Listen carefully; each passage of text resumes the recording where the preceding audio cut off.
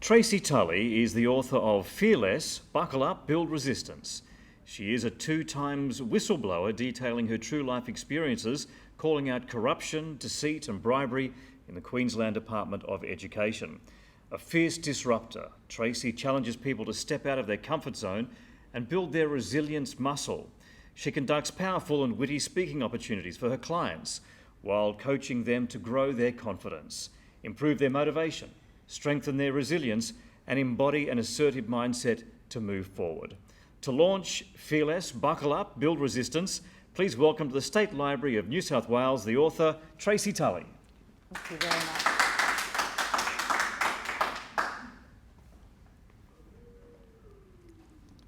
This book, Fearless, is all about courageous women whose power of speech inspires others by courageously giving voice to the voiceless for a far more equitable world. To my beautiful family and my fearless referees, Belle, Sam, Bob, Joy, Lindy and Caroline, my loyal critics and appraisers. To Detective Inspector Mick Dowie, Queensland Police Service, and Howard Hobbs, LMP member for Warrego electorate, and to my friends and colleagues that stood by me with non-stop support, whose careers suffered inexcusably as a result of corrupt Queensland Education Department officers. Without these people, I wouldn't have survived. The damage is still being caused today as I speak with others.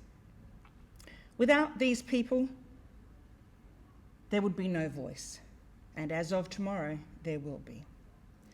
To the Queensland State Government, this book is a strong, strong warning.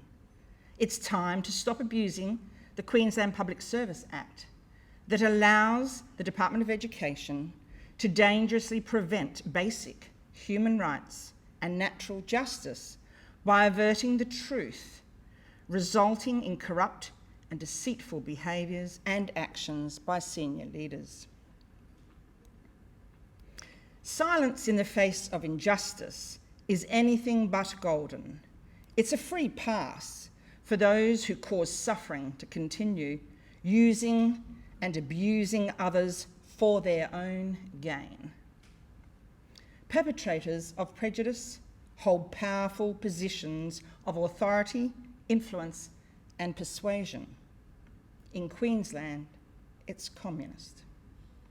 Speaking up against them means physical and emotional abuse for ourselves and our families, risking everything that we hold dear to us.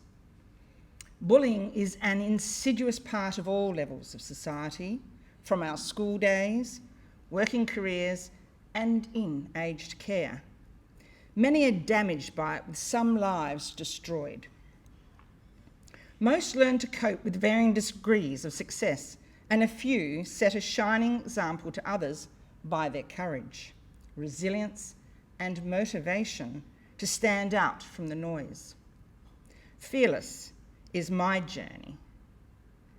I'm a 3-times whistleblower, and right now I'm against the Queensland Department of Education.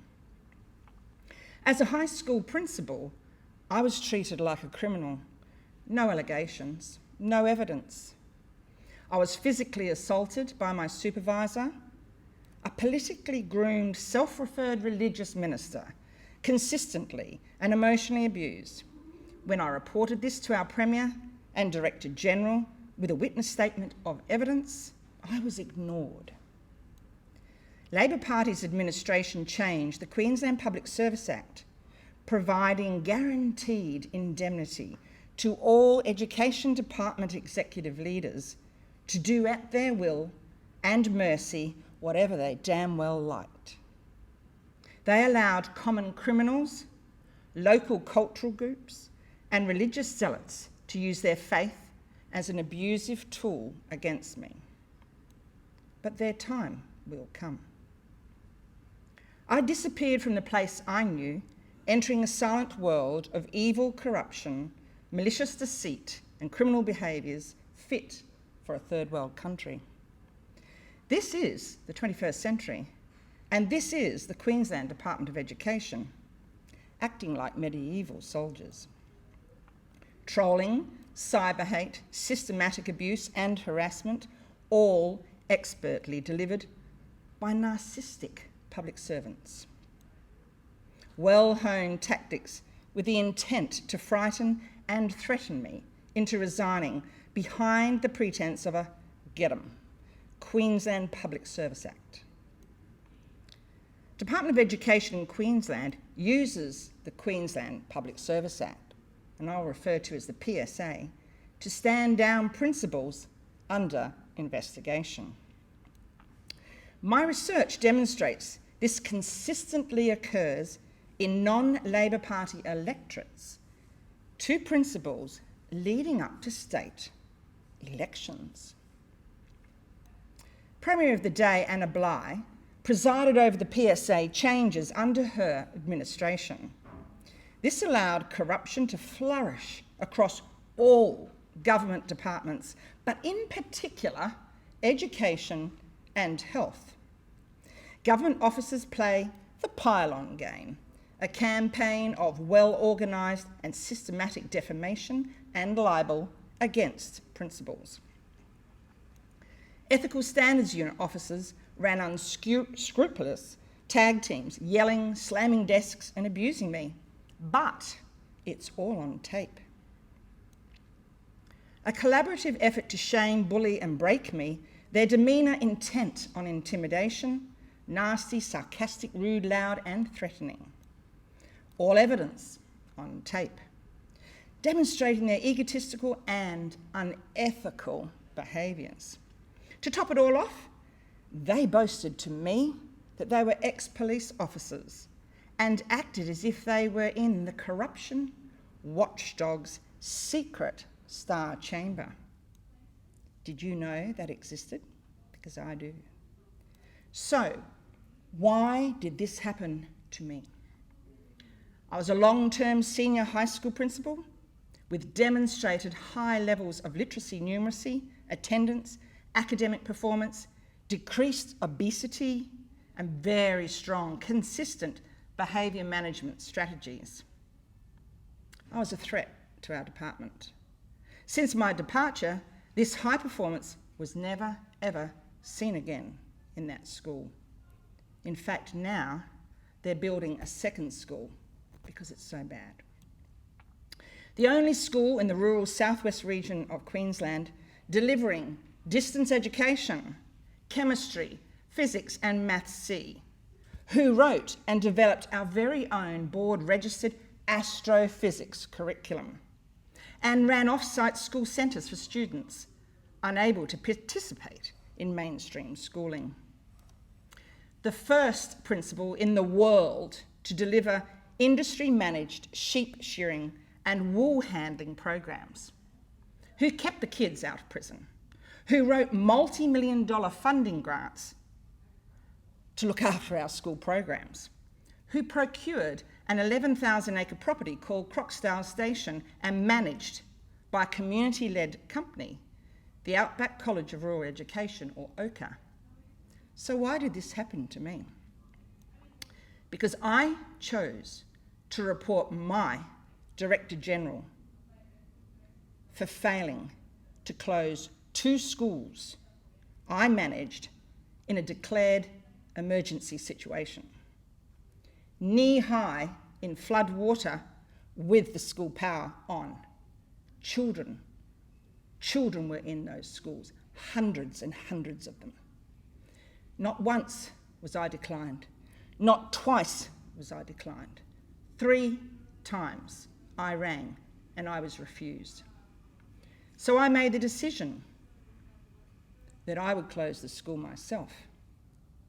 And that decision cost me dearly, and it cost me my career. I rang up the police station and I informed them what I'd done. And I said to the Detective Police Inspector, Mick Dowie, I've just done my job. And he said, you sure have, Tracy. But guess what? They won't let us evacuate the town either. He said it's deplorable. So for my Director General, It was a human rights violation, failure to protect people in an emergency situation. A Director General who failed to protect our most precious asset, our children. That person defied the Workplace Health and Safety Act and every other act imaginable. And I was living in the wrong political electorate. And this is my story. My son was in grade 5. He was 10 years old, and he'd just got out of hospital for meningitis. He was sick and very, very weak and struggled with work, schoolwork. Very high academic achiever in a very low socio-economic town. He was bullied mercilessly, even before he had meningitis. One day in the morning, I had to walk a student off the school grounds for constantly hitting other kids, and the department refused to allow me to cancel his enrolment. That day, I made the choice that I would cancel his enrolment. He was 17. When I walked him off the school grounds, he ripped off his shirt and started sparring. He wanted to bash me, bash my children, kill my dogs, and burn my house down. I escorted him off the class, out of the school, and within 10 minutes, his mother was on the school grounds. She was in the foyer holding a baby, but the baby wasn't hers. Family Services had given it to her to look after. She was heavily under the influence of drugs, and she came flying in, and she threatened me the same way. I'm going to bash you, bash your kids, kill your dogs, and burn your house down. I escorted her off the school grounds too. And then next moment, my phone rings. It was her husband, her partner in crime. And he rang me. And yep, you're right. I'm going to bash you, bash your kids, I'm going to kill your dog, and I'm going to burn your house down. So I rang my department, my beautiful supervisor at the time, and I said to him what had happened. And he said, right, write me a report. Within half an hour, one of my teachers, who was up near the main road, rang me, and she was scared, very, very scared. And she said to me, there's 30 drunks coming up the road towards our school, and that young man was in front of them, leading him to us. Now, our school was very proficient at lockdowns. We'd had a lot. And so I immediately locked down the entire school, which isn't easy, the size of our school. We locked them down tight, and they understood, when I said it was a lockdown, that it was real. Fortunately, they did exactly what they were told. I rang the police, she rang the police, and the police said, we're having trouble in town, there's a funeral last night, and they're all drunk. So I can see that. I said, the school's locked down, but you need to get here really quickly, because I have a feeling something's going to go down here. I was still coming back from locking down the school, and they jumped the fence and they were too fast for me. They started milling behind me. I could feel the spit and the breath on the back of my neck. But I've lived in these schools and these towns for a very, very long time. Up in the Gulf of Carpentaria, a lot of Indigenous communities. And so I chose to hang my head and walk. That's all I could do. And this guy was screaming at me. He wanted me to turn around, and he wanted me to fight him. But I just kept walking. I kept walking and begging in my head for the police to hurry up and come.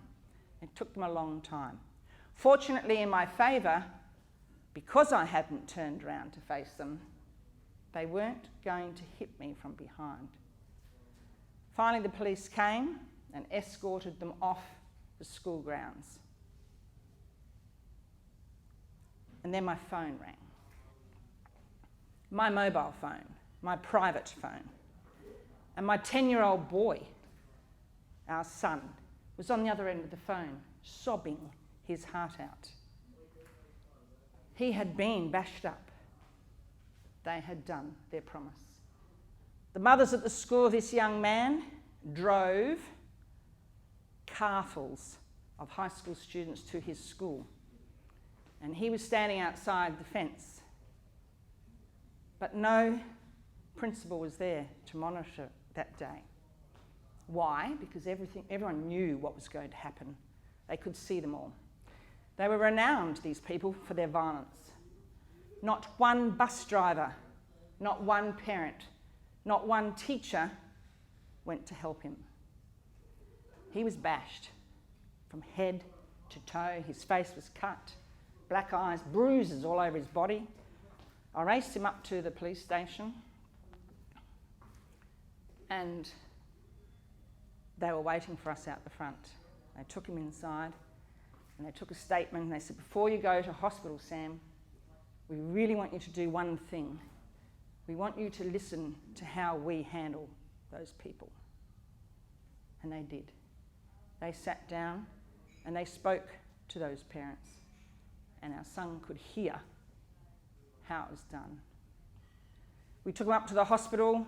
He was treated, he was photographed, and the police said to me, "Do not go to court, you don't need to. They're charged and convicted, and they will be leaving town tonight." True to their word, they did. After they visited the home of these people, they found drugs. The foster baby they took away. And we were left with a very, very traumatised 10-year-old child who was at that time halfway through his schooling in grade 5. He said to me, "I am not going back to that school." He said to me, "I must go to boarding school, Mum."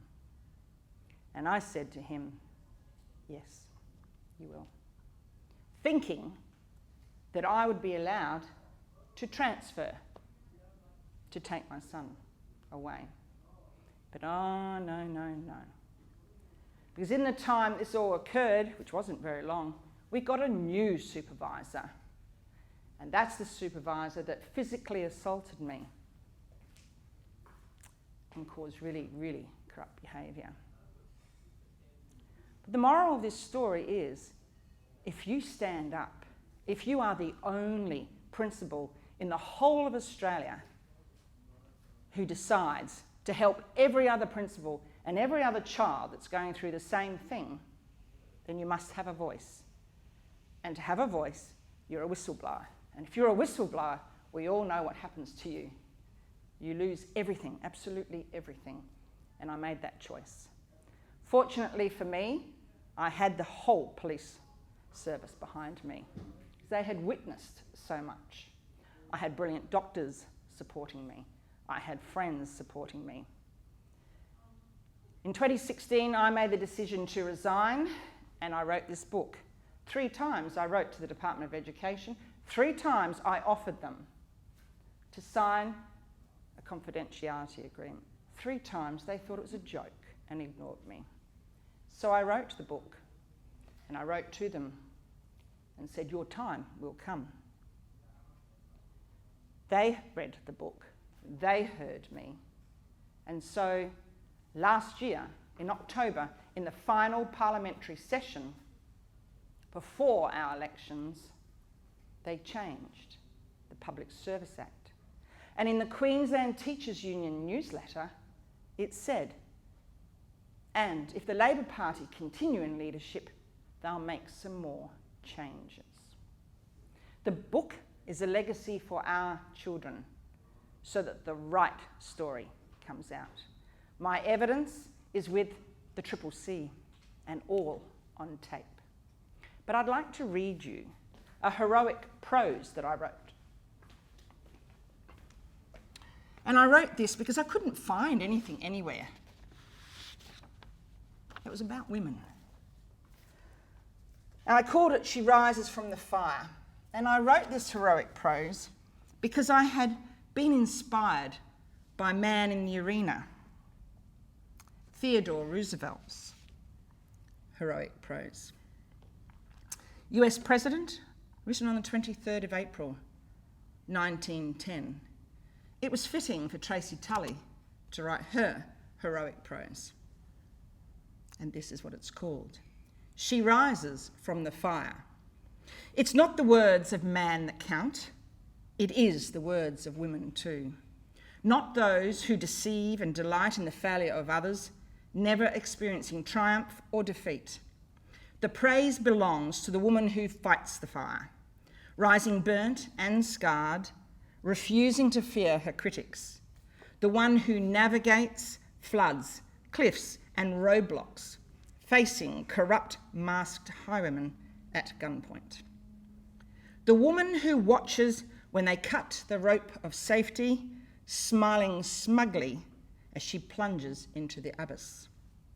The tribute, in fact, belongs to the woman who feels the terror and trepidation of what's invisible around the corner, who suffers the pain when she gets it wrong, but has the strength to pursue, because without effort, there is no failure.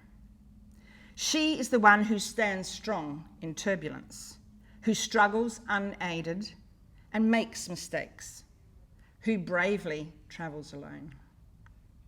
They are the fake ones, unmotivated, dishonest, claiming their glory from those with passion, who do good deeds and have experienced the victory of great achievement. For she fears less and dares to challenge them. Thank you.